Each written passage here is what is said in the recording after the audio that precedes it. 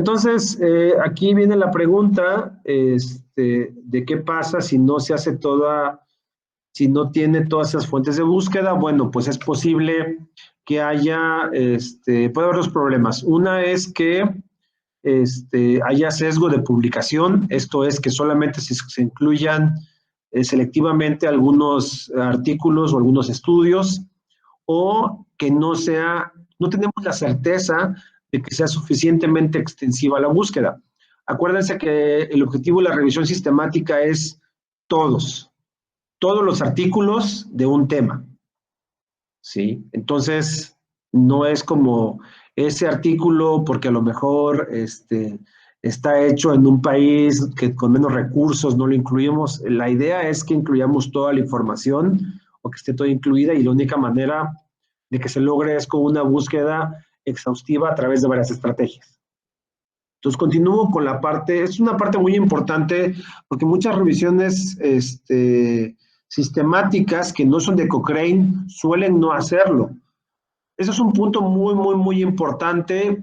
En este caso particular, no es el diagrama de la evaluación de validez de nuestro ejemplo. Este es otro que conseguí de otro estudio, porque cabía aquí en la pantalla para mostrarlo una soledad positiva, porque el de nuestro estudio es un poco más grande, pero quería mostrarles cómo se puede leer esta parte de los estudios, ¿no? Entonces, en la parte de arriba tenemos el porcentaje de estudios, del total de los estudios, qué porcentaje tiene un sesgo bajo, alto y no claro. Entonces, aquí lo que usan es el Risk of Bias 2, que es la herramienta de Cochrane para el riesgo de sesgo. Entonces, por ejemplo, generación de la secuencia aleatoria, ¿no? Que es el primer punto. Entonces, los ensayos controlados aleatorizados deben de mencionar cómo generaron los números aleatorios, ¿no? Si fue por computadora, si lo hicieron de manera manual, cómo fue que se hizo, ¿no? Entonces, los estudios, la gran mayoría de los estudios en este caso, todos reportan cómo se hizo, y por eso está todo esto en verde, ¿no? Entonces, los de verde sí lo están reportando de manera adecuada. Y a lo mejor hay uno o dos estudios que no lo reportan de manera adecuada o no lo hicieron de manera adecuada. Todos los que están en amarillo indican que no es claro. Entonces, en los casos en los que no es claro, básicamente tiene que ver con que no hubo reporte de cómo se llevó a cabo el procedimiento. Eso es la primera parte de ese diagrama que vamos a encontrar en las revisiones sistemáticas de Cochrane, y deberíamos encontrar en la mayoría de las revisiones sistemáticas de ensayos controlados aleatorizados. Aquí lo que estamos viendo es en las mismas filas vemos cuáles son los diferentes tipos de sesgo, por ejemplo, sesgo de selección o de desempeño, de detección o de abandono, etcétera, ¿no? Entonces, esos sesgos, pero artículo por artículo. Entonces, de todos los que fueron incluidos, cada uno está representado aquí en una columna y se ve cuáles son los elementos que no están cumpliendo. Por ejemplo, aquí estamos viendo que el artículo de Longo en 2015 es el artículo que tiene un riesgo alto de sesgo de selección, tanto en la generación de secuencias aleatorias como el ocultamiento de la asignación a tendimiento. No me voy a detener tanto en describir específicamente qué es cada una de estas cosas, porque les decía que tendríamos que revisar el ROV2, de manera específica, y probablemente nos llevaríamos unas cuantas horitas más. Entonces, solamente quiero dejar como claro este diagrama, cómo se lee en sus dos partes, ¿no? Tanto la parte global como la parte individual, ¿sí? Un punto muy importante que tenemos que entender, y esto estaba muy discutido, se discutió mucho a principios de los 90. Entonces, obviamente, a lo mejor algunos de ustedes no habían nacido. Este, yo en mi caso particular, todavía estaba en la primaria cuando empezaron esas discusiones. Entonces es casi seguro que la mayoría de nosotros, cuando ocurrieron estas discusiones, era un tema muy ajeno a nosotros, ¿no? Eh, entonces, el asunto es que una de las principales críticas que dio lugar a que se desarrollaran las revisiones sistemáticas o que empezaran a crecer era que normalmente las revisiones eran revisiones o comisionadas a expertos particulares o, eh, o comisionadas a expertos particulares, o que los expertos de una línea de investigación enviaban a las revistas. Y entonces, al final, ellos establecían recomendaciones basados en su experiencia. Y bueno, pues podría ser que a lo mejor la experiencia de alguien que tiene muchos años trabajando con un tema de investigación puede ser una fuente de información más válida que la experiencia de algún individuo que conoce poco, ¿no? Algún lego que apenas se va introduciendo al tema. Sin embargo, no es un método sistemático. Y entonces, eso es la crítica que se empezó a hacer, y entonces por eso el uso de revisiones sistemáticas a partir de los 90 empieza a llevarse a cabo de manera cada vez más y más y más creciente.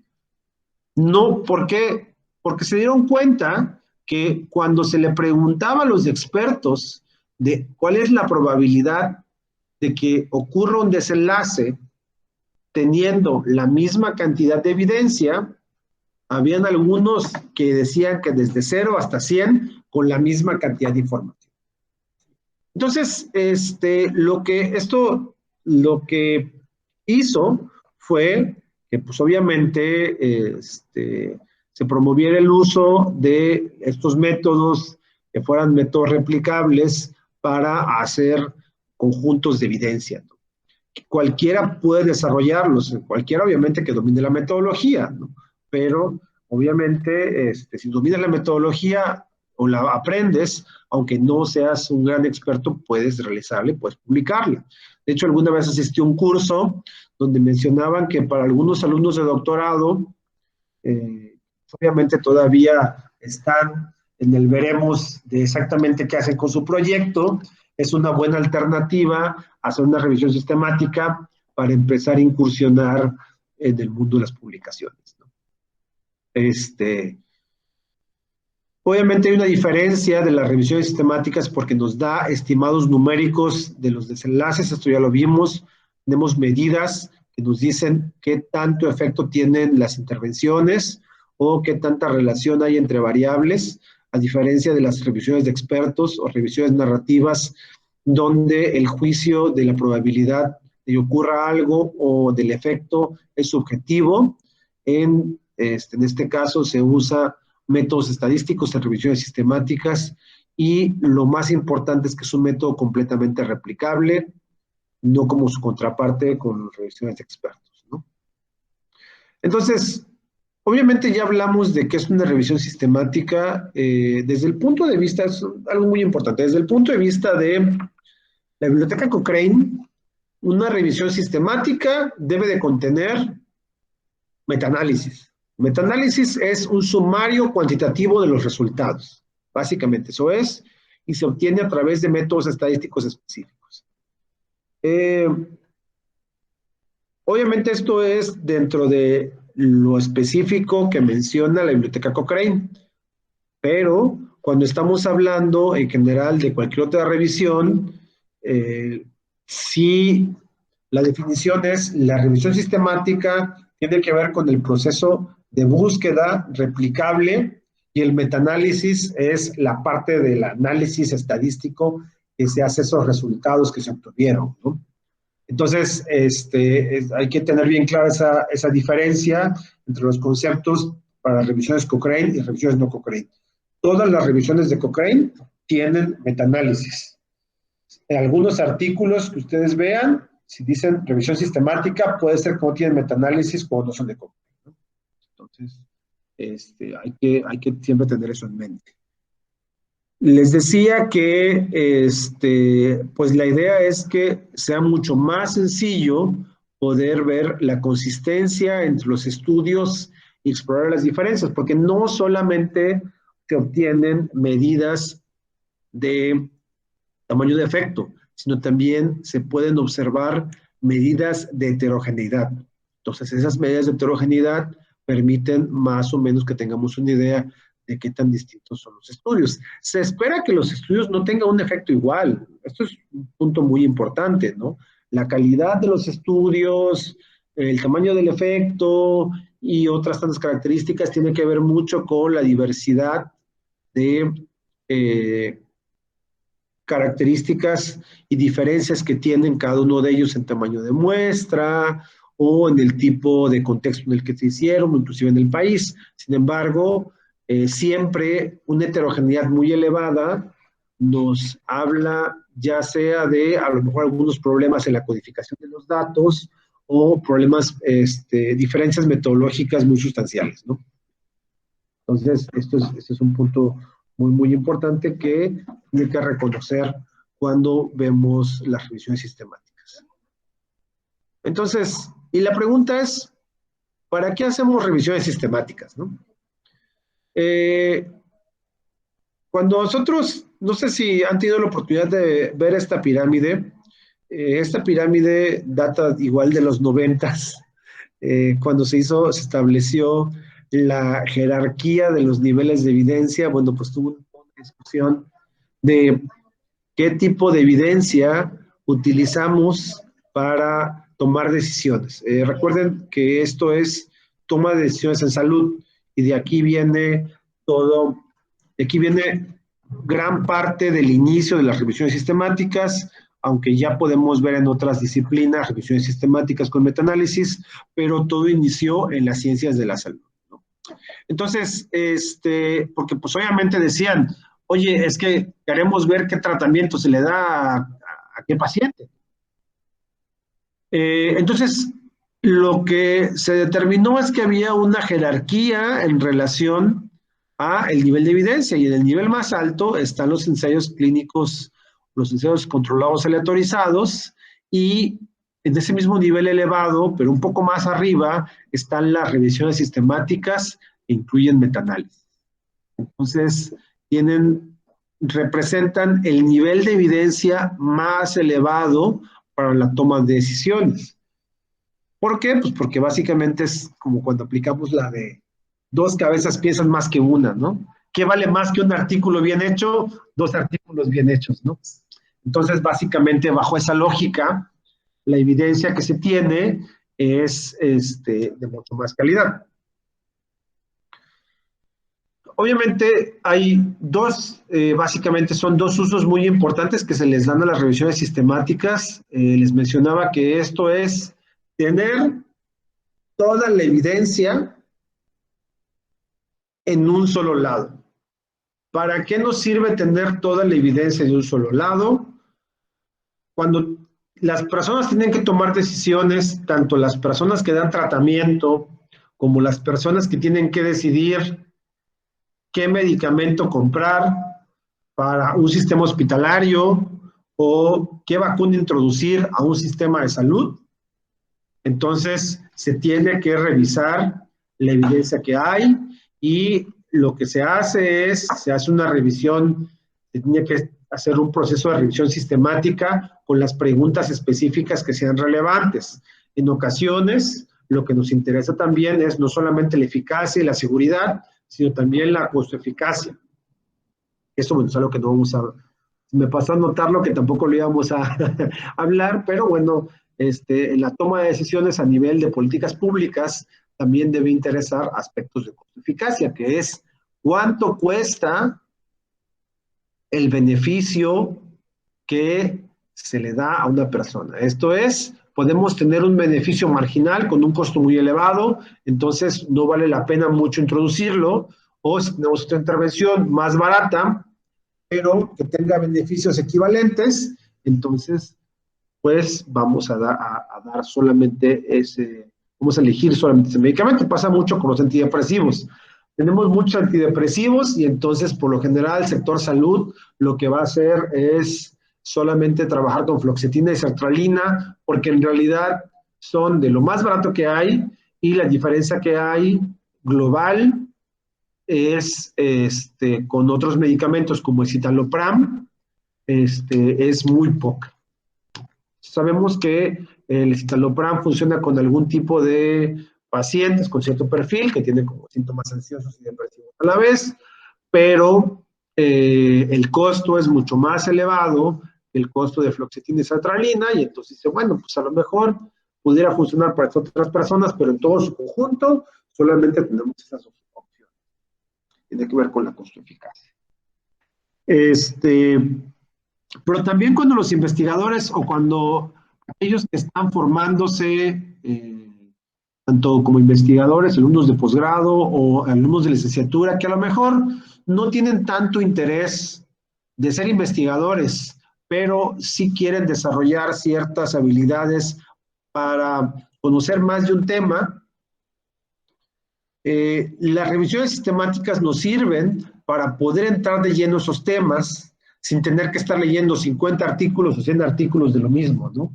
O saber cuáles son los artículos que podemos encontrar. Por eso es que las revisiones sistemáticas deben de ser revisiones exhaustivas del tema, porque así los lectores van a poder buscar todos los artículos que tengan ese tipo de estudios o con las características que están buscando, ¿no? Porque así podrían acceder a todas las fuentes posibles de información que hay, buscándolas en un solo lugar, y obviamente eso les ahorraría muchísimo tiempo.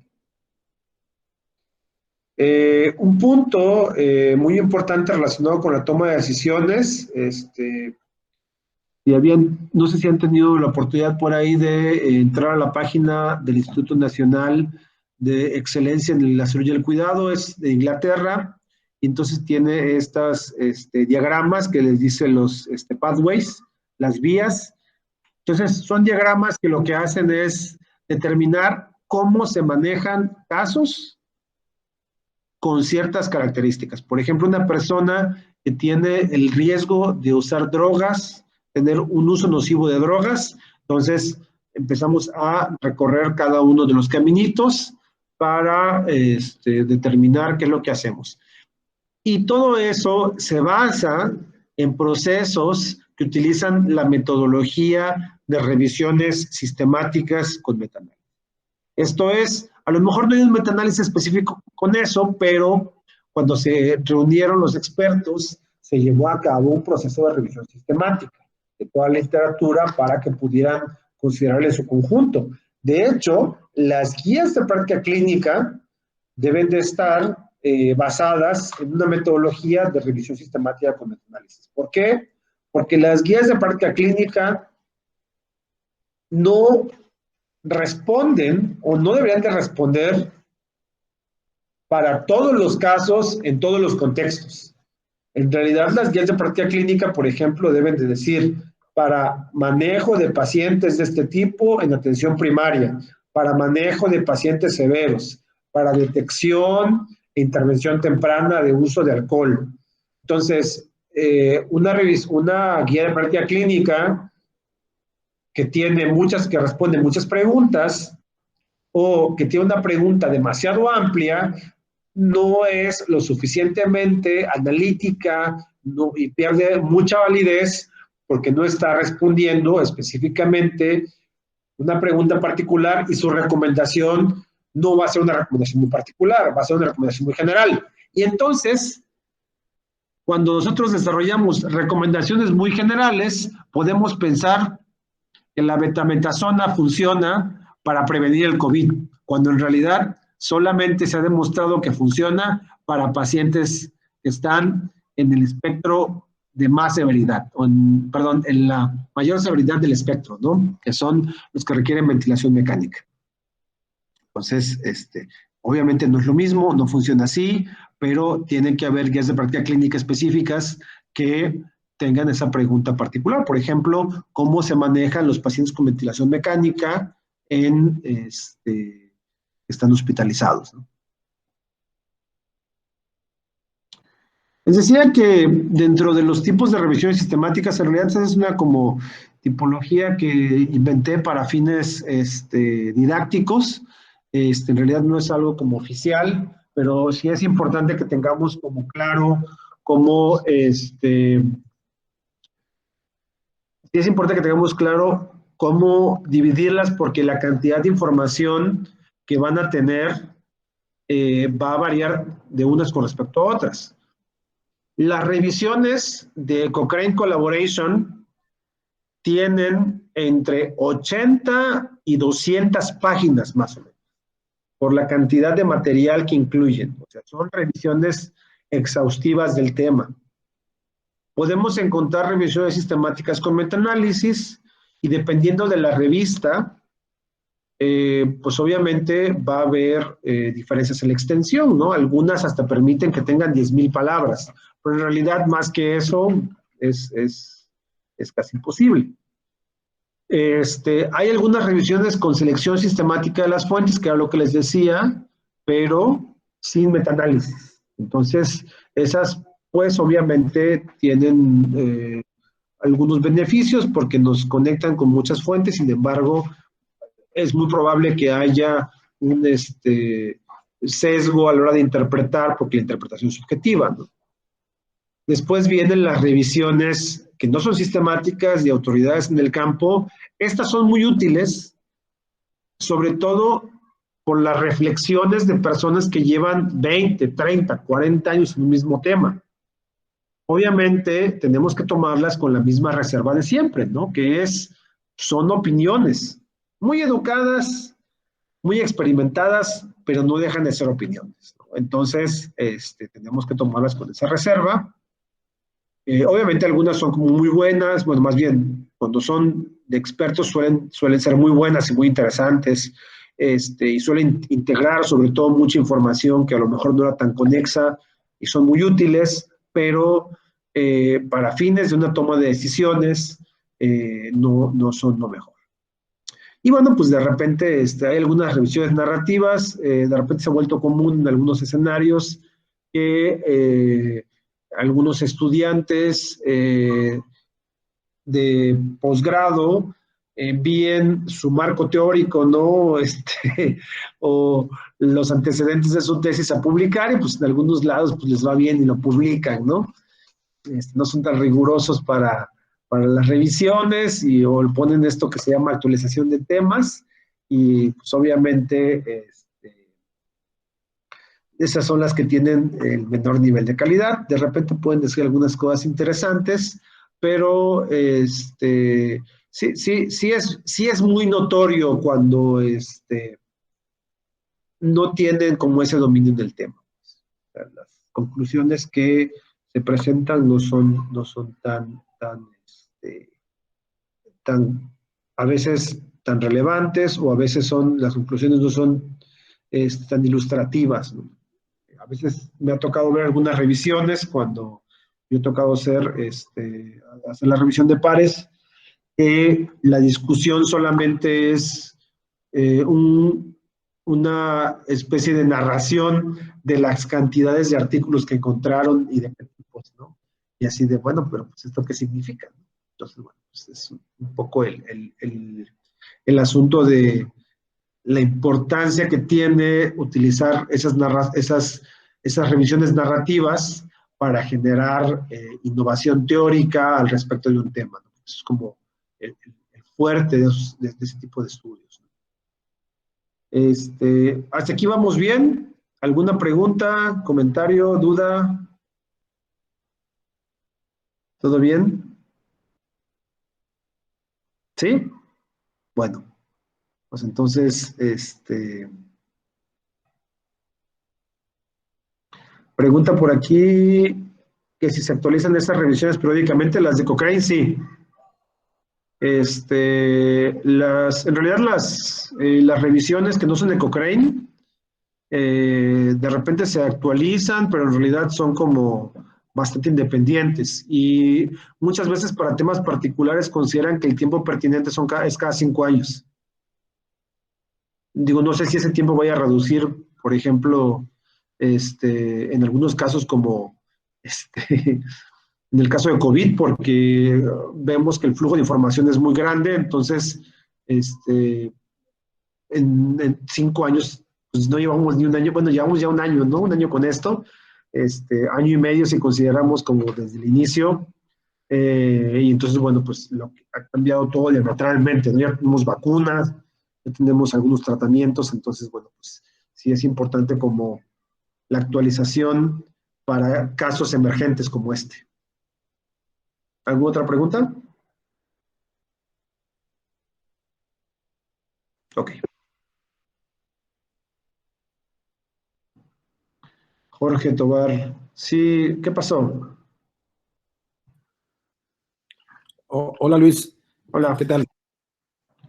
Pues yo me colé en tu clase, nada más quería, porque está muy interesante. Nada más, yo quiero que comentes algo al respecto. Yo actualmente estoy haciendo una revisión sistemática, o intentando, ¿no? No es tan fácil como de inicio parece, como nada más aplicar un método y listo. Tiene sus dificultades. Pero yo quiero ver si aclaras una cosa que a mí me deja duda. Eh, Más que seguir, por ejemplo, cuando mencionas las limitaciones de idioma, eh, más que ser una revisión sistemática, más que ser totalmente exhaustiva, lo que yo entiendo es que los lineamientos de Prisma lo que te piden es claridad. Eh, Igual al evaluar documentos, ¿no? Cuando yo quiero incluir ciertos estudios en una revisión, eh, quizás, no, por ejemplo, algo que yo he encontrado que parece casi la regla, es que no se justifica el tamaño de muestra. Entonces yo estoy usando una herramienta de evaluación de calidad que se llama Axis y tiene una serie de preguntas donde básicamente preguntan si se justifica el tamaño de la muestra. De, no sé, de 30 artículos que llevo revisados, prácticamente ninguno justifica el tamaño de muestra. Y hay preguntas similares respecto al tipo, si la muestra es representativa de la población que se pretende, si se explica en cada artículo qué se hizo con los sujetos que no responden digamos, si salieron seleccionados para formar parte de una muestra representativa, pero no quieren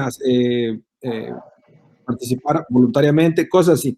Entonces, lo que yo entiendo que hace o que sugiere el formato Prisma es, y bueno, y por ejemplo lo del idioma, ¿no? Si yo encuentro artículos en francés, en alemán, y yo no leo esos idiomas, eh, a la hora de que yo reporte mi revisión, lo que me pide Prisma es que, obviamente no me van a obligar y me van a decir, tu revisión es una basura, no sirve, pero lo que sí me van a pedir es que yo declare exactamente qué limitaciones puse a mi revisión. Entonces, lo que yo he concluido es que más que ser una revisión totalmente exhaustiva de todos y cada uno de los artículos que yo esté revisando en un tema específico, lo que se pretende es que yo declare todas las limitaciones, por lo menos que declare con honestidad pues sí, todas las limitaciones que la metodología de mi revisión me impone, ¿no? Entonces,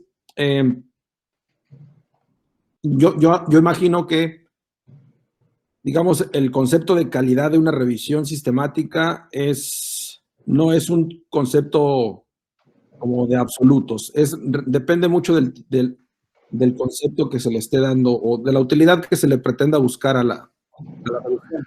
Pues no sé si tú compartes lo que yo digo o puedes explicarme un poco más estos criterios de qué hace de calidad a una revisión sistemática. Porque, por ejemplo, lo de Cochrane, como cuando yo lo veo, eso es casi imposible. Ellos mismos en su sitio dicen que nada más para el protocolo debes estar dispuesto a tomarte entre 6 meses y 2 años, nada más para completar el protocolo.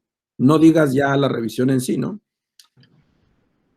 Sí, pues efectivamente, en cierta manera lo que dices es cierto, porque siendo realistas, no todos, ni todos vamos a estar adheridos a los temas de Cochrane, porque sobre todo Cochrane tiene que ver con área no de salud, sino más bien es intervenciones en salud, que es algo ya mucho más aplicado. Cuando hablamos de estudios, por ejemplo, en laboratorio o preclínicos, Cochrane no tiene revisiones sobre eso.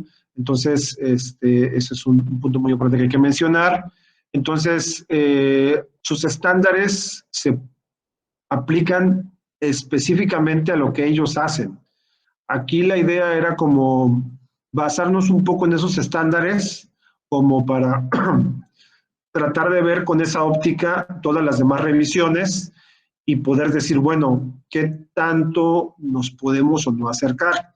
Por ejemplo, esto que mencioné de la validez de los estudios solamente aplica a ensayos controlados aleatorizados. Entonces, si yo estoy haciendo una revisión de estudios de prevalencia, entonces automáticamente los tipos de sesgo son completamente distintos y no puedo utilizar la misma herramienta. Ese es por un lado. Por otro lado, a lo mejor ellos tienen investigadores de varias partes del mundo que pueden manejar todos esos idiomas, y eso se los permite, pero si nuestro equipo de investigación no lo tenemos, la opción B pues es declarar las limitaciones de lo que no se buscó. Y efectivamente, ¿no? Este principio de una búsqueda exhaustiva es un ideal de las revisiones sistemáticas, pero sabemos que por algún motivo u otro no se puede alcanzar, ¿no? Hace unos años muchas revisiones sistemáticas no incluían algunos artículos, pues porque no había dinero para pagar por ellos, ¿no? Ahora, bueno, pues tenemos más acceso por otros medios, y entonces las revisiones son mucho más completas. Otro ejemplo, el caso de tan solo los diagramas de bosque, que vamos a ver un poquito más adelante, los forest plots, ya los podemos hacer en paquetes estadísticos de libre acceso, y antes se hacían solamente en la herramienta de Cochrane.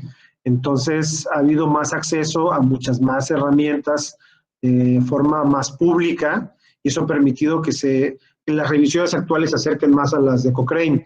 Pero en realidad no es que sean las únicas que sirven, sino más bien son las más rigurosas en la disciplina que se iniciaron las revisiones sistemáticas, que es en ciencias de la salud. Y les pongo un ejemplo. Yo entré hace un par de años a un curso de revisiones sistemáticas que era aplicado a psicología social. Entonces, algunos asuntos relacionados con el cálculo del tamaño de efecto o con algunos otros temas que ya están, inclusive en psicología clínica y de la salud, ya están rebasados, en psicología social todavía están batallando con eso, ¿no? ¿Por qué? Porque pues obviamente vamos un poquito más pegados con la parte de ciencias de la salud y con medicina, y eso nos ha permitido seguir algunos estándares que ya se han implementado, y otras disciplinas a lo mejor todavía están desarrollando algunos lineamientos para el reporte, ¿no? Por ejemplo, siento que tenemos Consort en su última versión desde el 2010, pero el Consort data desde el 95, ¿no? Entonces, hay muchos estándares desde antes, y por eso son más rigurosos, pero depende mucho de exactamente qué se está revisando, en qué disciplina y cuáles son los recursos para hacerlo. Muchas gracias, Luis. Ok, ¿algún comentario antes de que pasemos precisamente ya a la parte de los tamaños de efecto?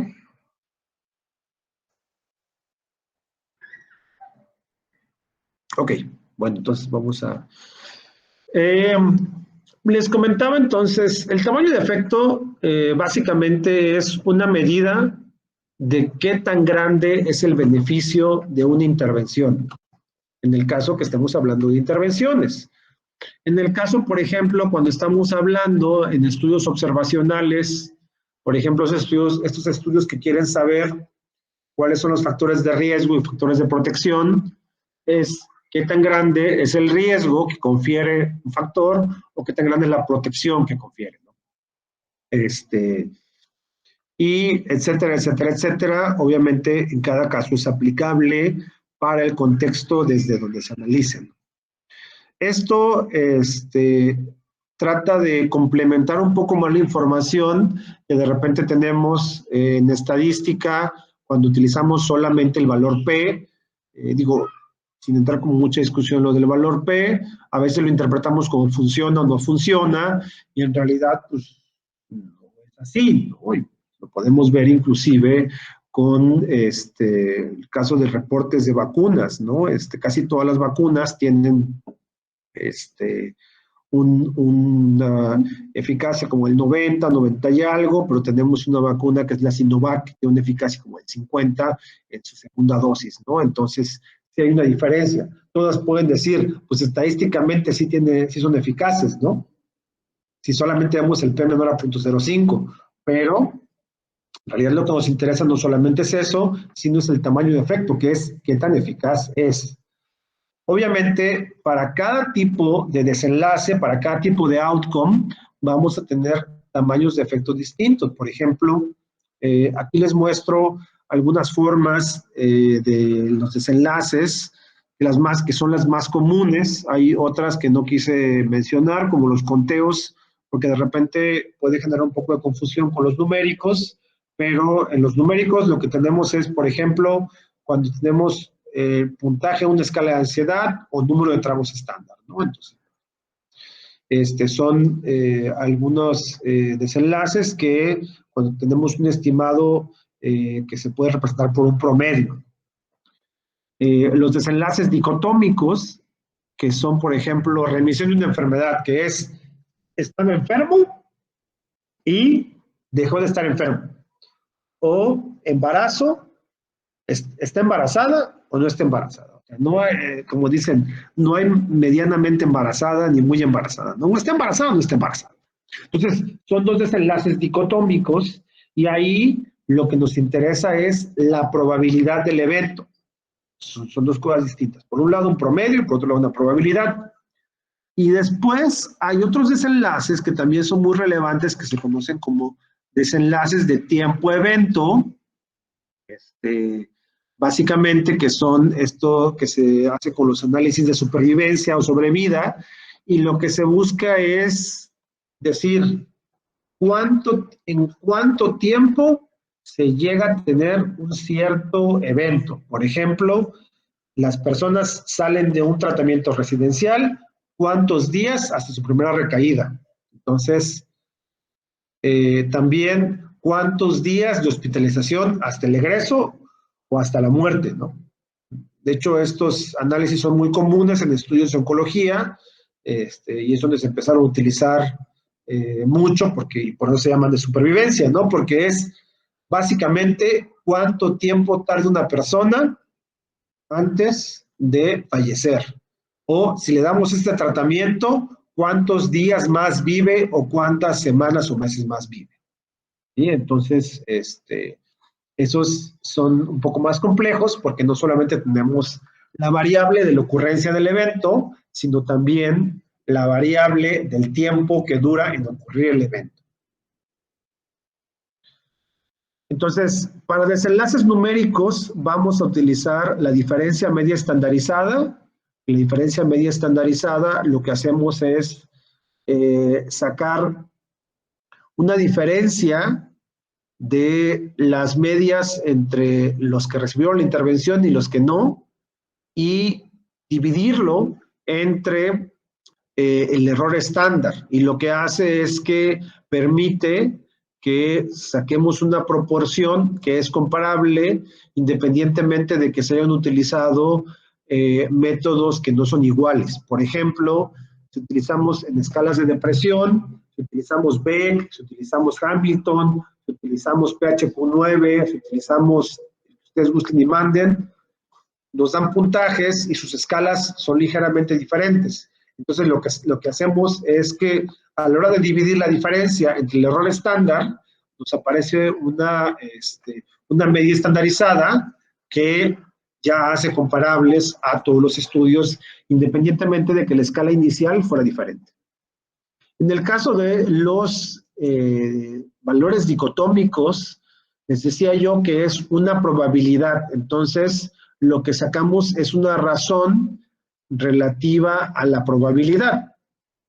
Por ejemplo, tenemos que los que recibieron una intervención tienen el 50% de remitir su trastorno.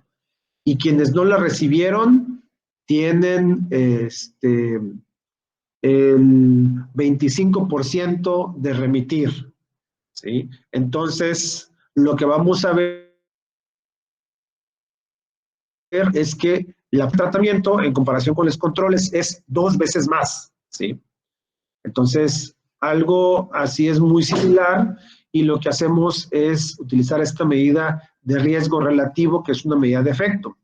El caso de la razón de Mobius es muy parecido, la interpretación de hecho es igual, sin embargo, la razón de Mobius o los odds ratio es una razón de probabilidades que se usa para estudios de casos y controles o estudios transversales.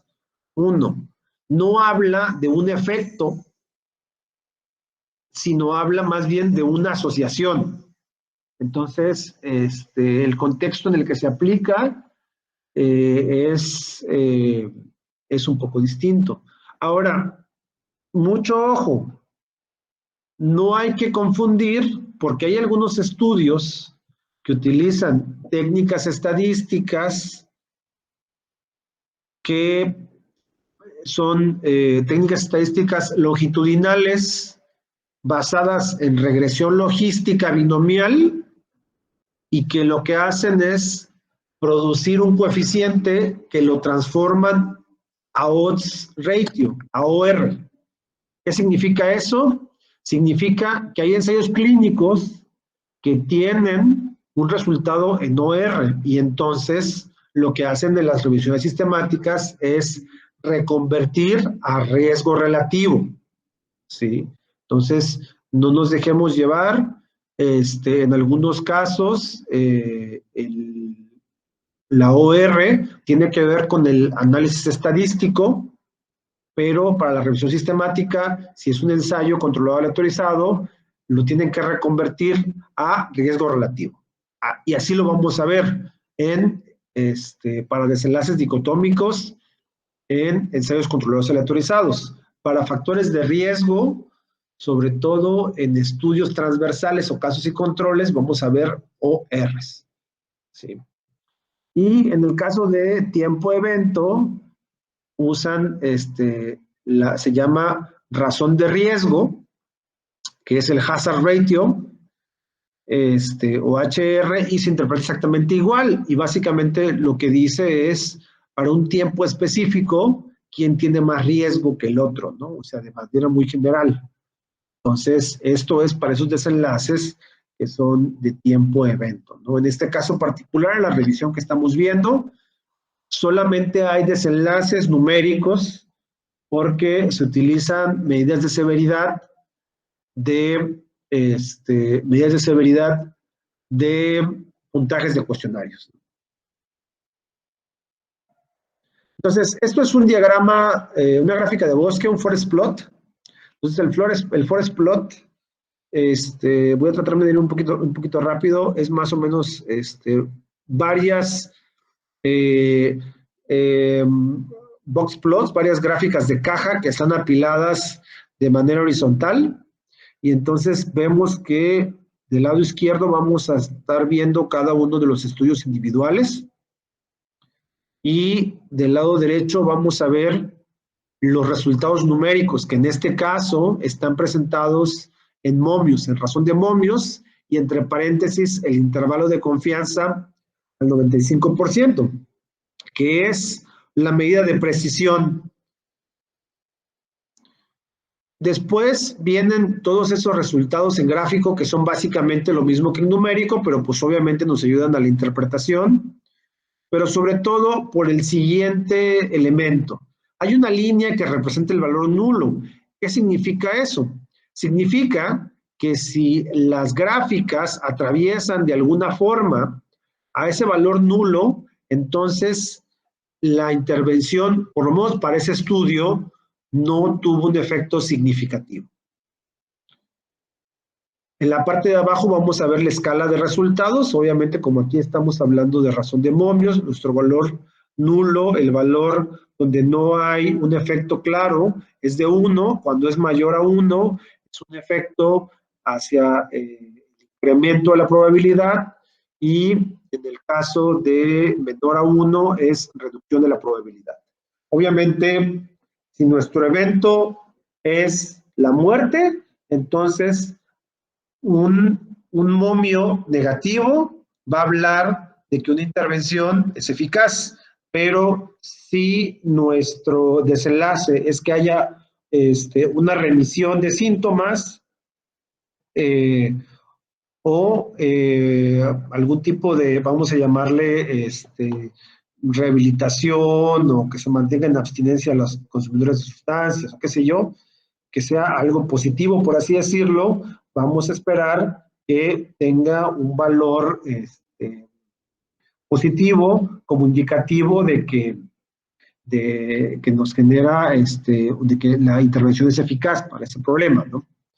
Por ejemplo, vamos a suponer que para este estudio era una intervención que hicieron para mujeres que querían embarazarse, que no podían embarazarse y se querían embarazar, y entonces aquí nos dice que el momio fue de 2.2. ¿Qué significa? Que las mujeres que recibieron el tratamiento en comparación con el control tuvieron 2.2 veces más probabilidad de embarazarse. ¿Sí?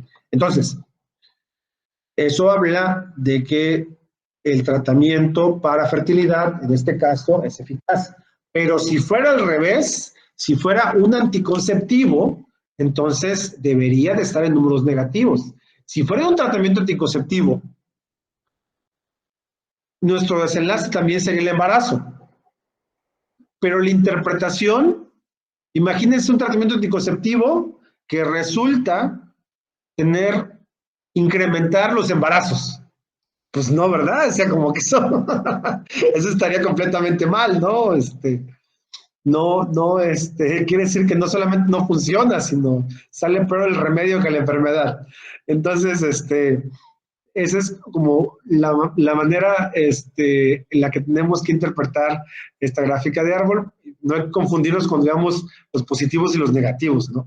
Lo bueno de esto es que cuando vemos que todo está en medio, significa que la intervención no es muy buena, que digamos.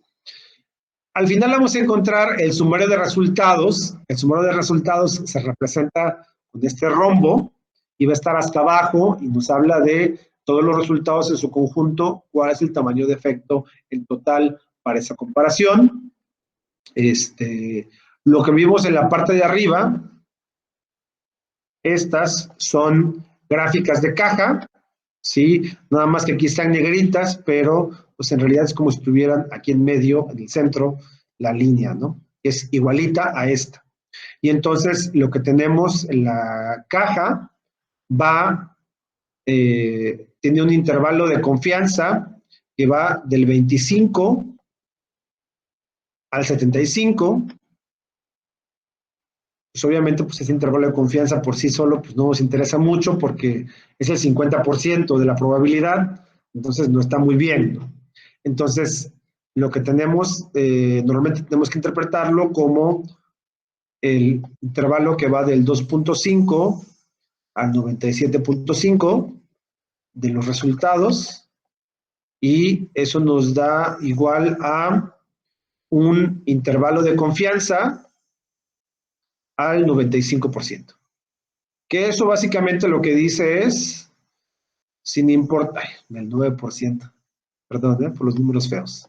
Entonces, lo que nos dice ese intervalo de confianza es que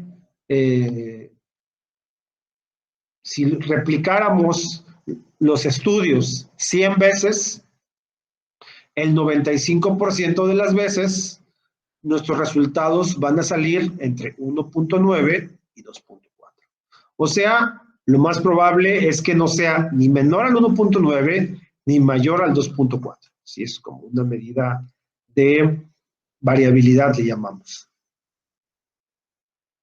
Entonces, aquí estamos viendo un ejemplo que sí sacamos de la revisión sistemática de acupuntura, y tenemos esta comparación que es acupuntura contra acupuntura de control en la severidad durante el tratamiento. Esto es, no en el seguimiento, sino del inicio al fin del tratamiento. Entonces, aquí viene estos subgrupos donde hacen acupuntura manual, electroacupuntura contra control invasivo, electroacupuntura contra un control invasivo, y esos eran todos los que tenían esta comparación. Entonces, lo que vemos aquí es, obviamente, lo que les mencionaba, todos estos estimados están a la mitad. Entonces, pues aquí no hay mucho problema, ¿no? Sabemos que, comparado con el control, estos métodos no son particularmente beneficiosos. Y bueno, pues tenemos la I cuadrada, que es la medida de heterogeneidad, que es del 0%, ¿no? Entonces, los estudios son muy similares entre sí, entonces no tenemos un artefacto relacionado con una variabilidad excesiva de estudios, entonces ahí no hay mucho problema. Ok, entonces, después hay otro gráfico que es el funnel plot o el gráfico de embudo, que tiene un objetivo muy particular. Lo que hace es que en el eje horizontal establece el tamaño de efecto y del eje vertical el error. Básicamente, los estudios que están aquí abajo tienen más sesgo y los estudios que están aquí arriba tienen más calidad. Los estudios a la izquierda, estos son los de abajo, tienen más sesgo.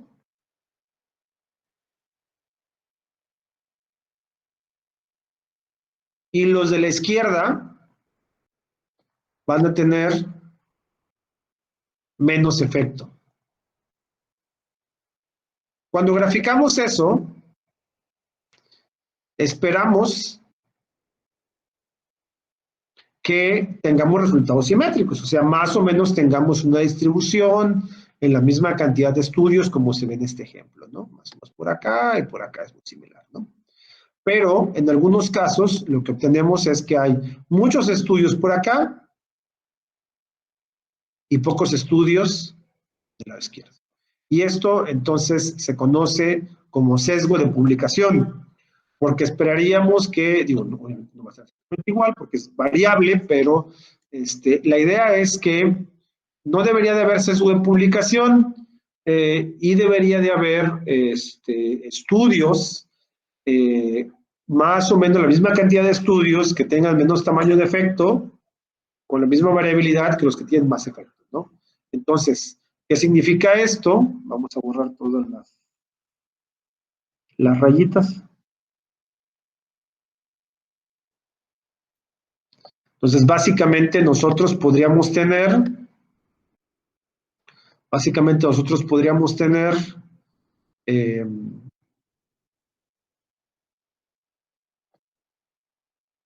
perdón que no me quiere salir el plumón otra vez.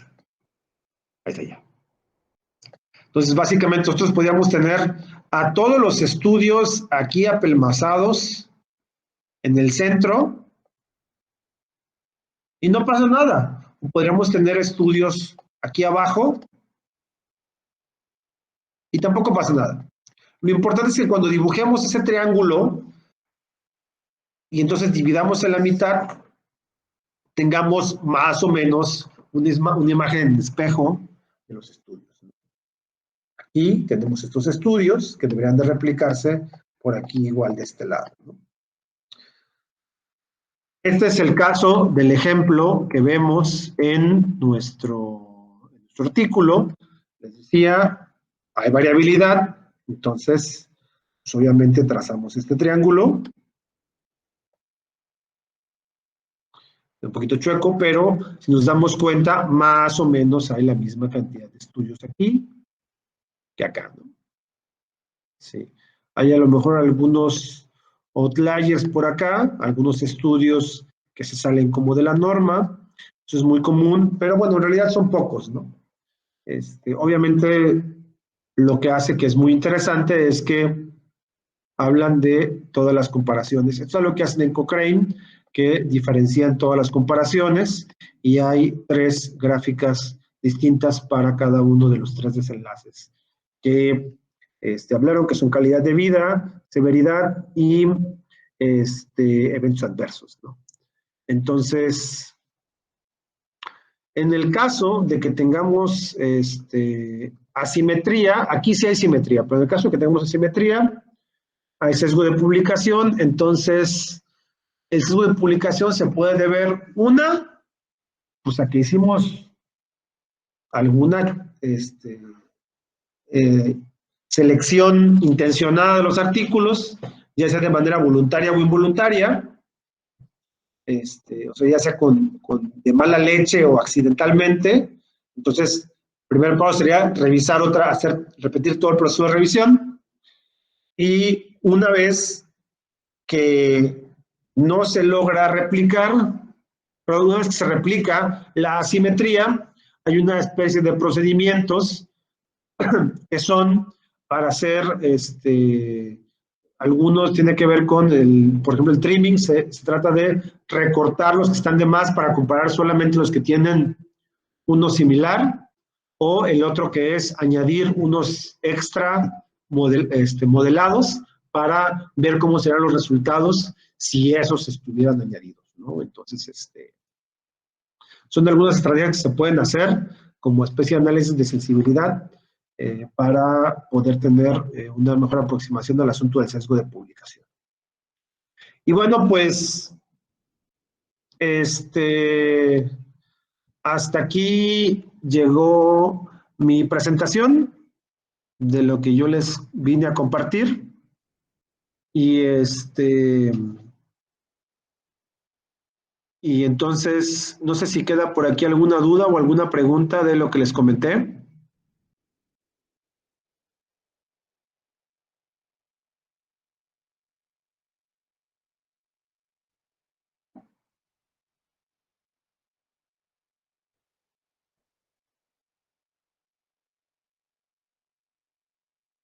¿Daniel, no había tenido esto muy claro?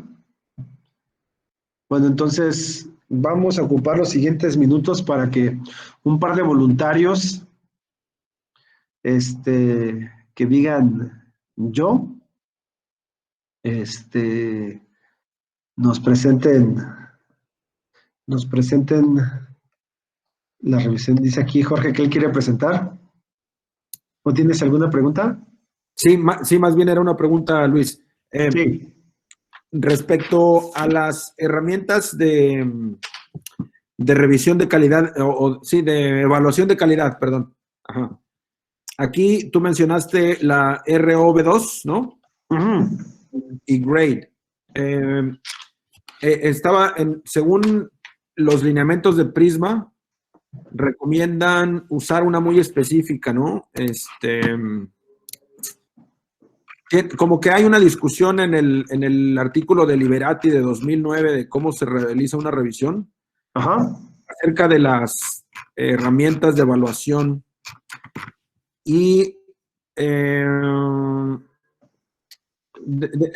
tengo mi artículo abierto, déjame mencionarte específicamente. Bueno, mi pregunta es, de estas herramientas que tú mencionaste, la RB2 es de Cochrane, ¿no? Ajá, la RB2 es de Cochrane. Ajá, y creo que eso es lo que recomienda Prisma.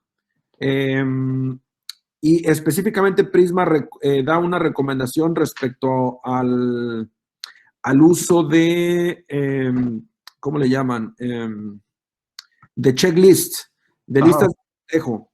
Dice que tienen un riesgo ahí, no me acuerdo exactamente todo lo que dice, pero recomiendan el Cochrane. Entonces, creo que Grade también sugieren que no se use. Entonces, ¿qué pasa si nosotros vemos una revisión sistemática? Porque aquí nos estás enseñando cómo leer, ¿no? Una revisión sistemática, cómo extraerle la información. Y parte del problema sería entonces, si es que esta revisión empleó una herramienta de evaluación de calidad adecuada, como tipo ROV2, ¿no? ¿Por qué Prisma quiere no usar listas de cotejo, por ejemplo? ¿Por qué? ¿O es algo muy serio esto? ¿Tú crees que, por ejemplo, la de Grade, me parece que yo la he visto, pero no la he utilizado? ¿Cuál sería la diferencia en términos prácticos? Las listas de cotejo normalmente te responden sí o no. Entonces, el problema es que no todo está en términos absolutos. Entonces, y ROV2 sí tiene como gradientes y además la forma en la que lo expresa porque habla de riesgo de sesgo. Entonces, obviamente no queda la certeza, por ejemplo, tú tienes un riesgo de sesgo bajo, pero no queda la certeza de que no hubo sesgo. Entonces, más bien lo que se evalúa es el riesgo de sesgo. Entonces, por eso es un punto muy importante ahí en el ROV2. Obviamente una limitación que vamos a encontrar es que estas herramientas de ROV2 y Grade están hechas para ensayos controlados aleatorizados. La parte más importante en ensayos controlados aleatorizados tiene que ver con todo lo que es aleatorización y cegamiento. Entonces, cuando vemos la herramienta, vemos que se recarga mucho en esta parte de aleatorización y cegamiento, y en un estudio transversal, pues no va a haber eso, ¿no? Entonces, si agarramos nada más lo que sí hay, entonces vamos a hacer una evaluación, pues muy básica, porque en los estudios transversales, por ejemplo, en las encuestas o inclusive en el reporte de vigilancia epidemiológico, sí hay muchos aspectos metodológicos particulares que se requieren reportar y evaluar, ¿no? Que son muy distintos al caso de los ensayos controlados aleatorizados. Ya. Sí, Luis. Muchas gracias. Es un punto muy importante, inclusive todavía hay muchas revisiones sistemáticas que no tienen evaluación de la calidad de la evidencia, ¿no? Y eso vamos a encontrarlo muy comúnmente, y eso es un punto extra que le añade a una revisión sistemática cuando nosotros la leemos. Sí, perdón, Luis, siguiendo en lo mismo, tú nos mostraste un diagrama que tenía el riesgo de sesgo, creo. Sesgo de publicación. ¿Con qué herramienta obtenemos una gráfica de ese tipo? ¿El funnel plot? No. Una que tenía creo que el riesgo de sesgo, ¿no? En color como verde, y cuando ya estaba rojo era... Okay. Mira, esa la hacen en el RepMan, que es la herramienta de Cochrane, pero creo que ya se puede hacer con R. O sea, debe haber un paquete. En realidad, si nos fijamos, es relativamente sencillo de hacerlo. Y entonces seguro ya hay un paquete en R para hacerlo igual. Ya, ajá, no, más bien, no me refería específicamente a la gráfica, sino con qué criterios se obtienen, ¿no? Y son los de Cochrane. Esos criterios son los del ROV. Ok. Oye, entonces, esos riesgos de sesgo o evaluación de sesgo de la calidad, dan un número entonces al final, en porcentaje de riesgo.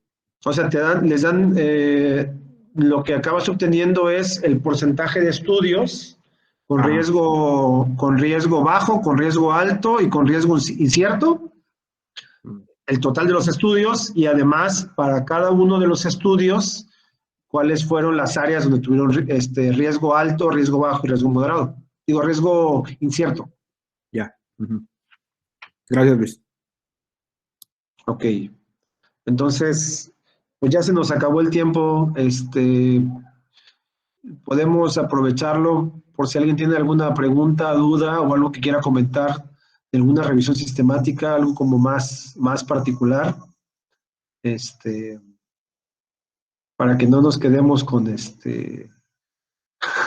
no sé, para que expandamos un poco más la discusión con respecto a las ideas que presentamos el día de hoy.